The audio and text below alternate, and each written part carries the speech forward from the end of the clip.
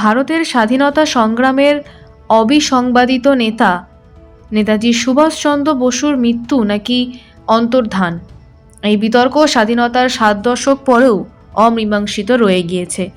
সম্প্রতি নেতাজির ১২৯তম জন্মবার্ষিকী উপলক্ষে এই বিতর্ক নতুন করে দানা বেঁধেছে।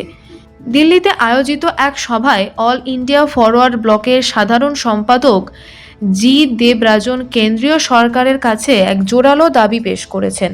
তার মতে ১৯৪৫ সালের ১৮ই আগস্ট তাইওয়ানের তাইহোকু বিমানবন্দরে আদৌ কোনো বিমান দুর্ঘটনা ঘটেনি।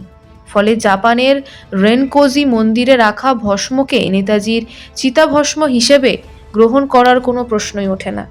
ফরওয়ার্ড ব্লক মনে করে এই তথাকথিত চিতাভস্ম ভারতের ফিরিয়ে আনা হলে তা হবে নেতাজির প্রতি চরম অসম্মান। এই বিতর্কের কেন্দ্রে রয়েছে ২০০৫ সালের বিচারপতি মুখোপাধ্যায় কমিশনের রিপোর্ট।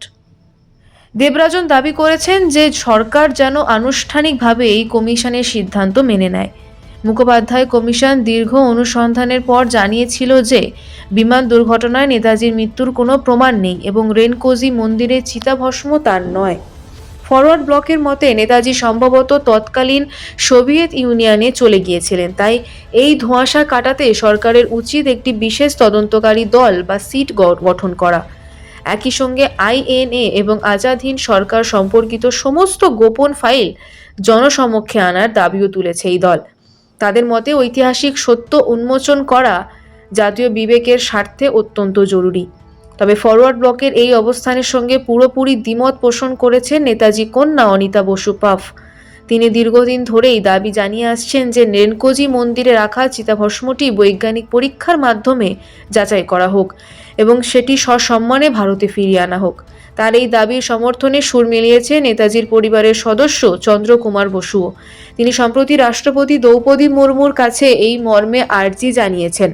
তাদের মতে শেষ পর্যন্ত তার দেহবশে স্বদেশে ফেরানোই হবে প্রকৃত শ্রদ্ধা নিবেদন। এই পরিস্থিতিতে কেন্দ্রীয় সরকার এক জটিল দ্বন্দ্বে জড়িয়ে পড়েছে। একদিকে পরিবারের একাংশ ও একটি রাজনৈতিক দল চিতাভস্ম ফিরিয়ে আনার ঘোর বিরোধী, অন্যদিকে কন্যা অনিতা বসু পাফ এবং পরিবারের অন্য সদস্যরা এর পক্ষে সওয়াল করছেন। এছাড়া ১৯৯৮ সালের কলকাতা হাইকোর্টের একটি নির্দেশও সরকারের হাত বেঁধে রেখেছে। সেই নির্দেশ অনুযায়ী চিতাভস্মের সত্যতা সম্পর্কে নিশ্চিত না হয়ে তা জোর করে আনা যাবে না।